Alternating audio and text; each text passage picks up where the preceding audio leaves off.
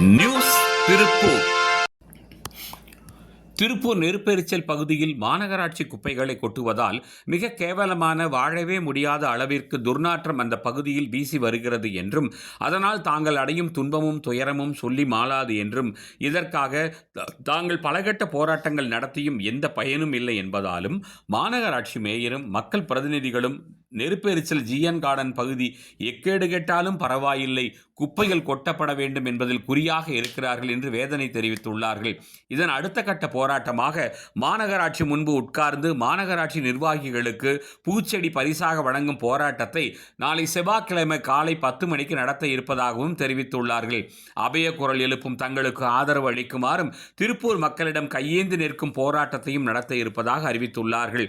இந்த குப்பை கொட்டுவதனால் ஏற்படும் அவலத்தை மனதார புரிந்து கொள்ள வேண்டும் என்றால் ஒருமுறை நெருப்பெரிச்சல் பகுதியில் இருக்கும் பத்திரப்பதிவு அலுவலகம் இருக்கும் தங்கள் பகுதிக்கு வந்துவிட்டு சென்றால் நிச்சயம் தங்கள் பக்கம் நிற்பார்கள் மக்கள் என்பதில் ஐயமில்லை என்றும் கூறுகின்றனர்.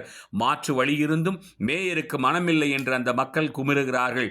போராட்டத்திற்கு ஆதரவு கேட்டு துண்டு பிரசுரங்களும் வெளியிட்டுள்ளனர். நியூஸ் திருப்பூர்.